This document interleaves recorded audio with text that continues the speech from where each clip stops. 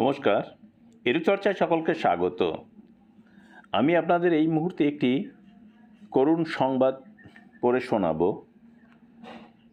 এবার সেই করুণ সংবাদটি কিন্তু পার্শ্ব শিক্ষক সংক্রান্ত। আপনারা এই যে একটি সংবাদপত্রের হেডলাইন দেখছেন, ময়নাগুড়িতে আত্মঘাতী পার্শ্ব শিক্ষক। আত্মঘাতী পার্শ্ব শিক্ষক কেন, এটাই হচ্ছে এই সংবাদের মূল কথা। আমি আগে আপনাদেরকে এই সংবাদে কি লেখা আছে সেটি একটু পড়ে শোনাই, তারপরে আপনাদের সামনে আলোচনাটা করব।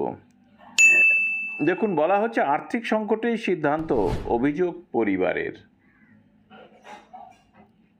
জলপাইগুড়িতে গলায় ফাঁস দিয়ে আত্মঘাতী হলেন এক পার্শ্ব শিক্ষক।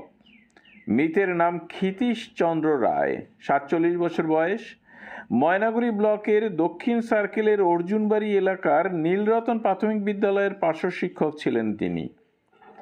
রবিবার সকালে বাড়ি লাগোয়া বাঁশঝাড় থেকে পুলিশ এই পার্শ্ব শিক্ষকের ঝুলন্ত দেহ উদ্ধার করে।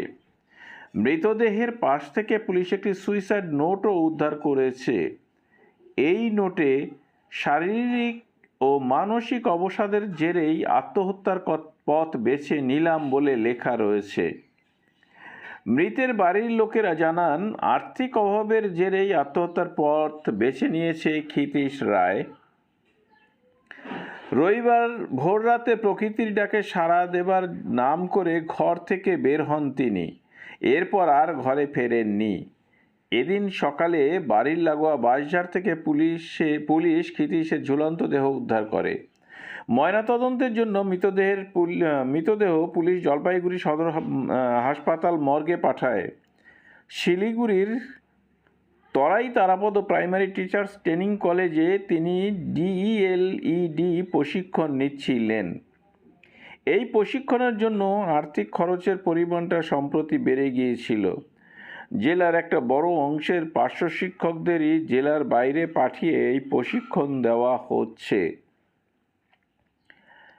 তো শুনলেন এই খবরের কাগজে কি লেখা আছে। এইবার প্রশ্নটা হচ্ছে যে তিনি আত্মহত্যা করেছেন এবং সঙ্গে লিখে রেখেছেন যে আর্থিক কারণেই তিনি আত্মহত্যা করেছেন। পুলিশ একটি নোট উদ্ধার করেছে। পার্শ্ব শিক্ষকদের প্রাইমারির বেতন 10,000 টাকা, এখন সেটা হার্ডলি বেড়ে 11,000 টাকা হতে পারে, যেহেতু বছর বছর 3% ইনক্রিমেন্ট হয়। এসএসকে এমএসকে শিক্ষকদেরও কিন্তু একই পরিস্থিতি। এবার আত্মহত্যায় কি এই সমস্যার সমাধান? না, আত্মহত্যার সমস্যার সমাধান নয়। কিন্তু মানুষ আত্মহত্যা করে কখন? যখন আর কোনো উপায় না থাকে তখন। এরপরেও কি আমরা আশা করব যে এসএসকে এমএসকে টিচার বা পার্শ্ব প্যারা টিচারদের বেতন বৃদ্ধি করবে?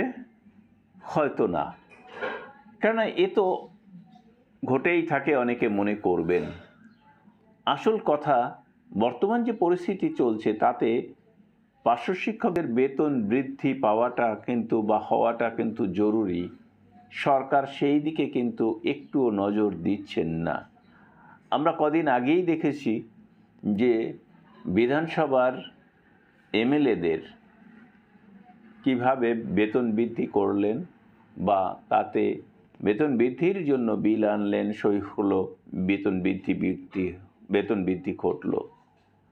কিন্তু পার্শ্ব শিক্ষকরা, এসএসকে এমএসকে শিক্ষকরা বা এই জাতীয় অন্য যারা রয়েছেন তারা কিন্তু যেই তিমিরে সেই তিমিরেই রয়েছেন। তো শুধু আন্দোলন করে কি এর ফল পাওয়া যাবে? আন্দোলন তো অনেক হলো, কিন্তু সরকার যদি কোনো কথা না শোনে তাহলে আন্দোলন করেও কোনো লাভ হবে কি? তবুও আমার মনে হয় আন্দোলন একটা প্রয়োজন। সরকারকে জানান দেওয়া প্রয়োজন যে না, এদের বেতন বৃদ্ধির প্রয়োজন আছে। সকলকে ধন্যবাদ জানিয়ে শেষ করছি। ভালো থাকবেন, সুস্থ থাকবেন।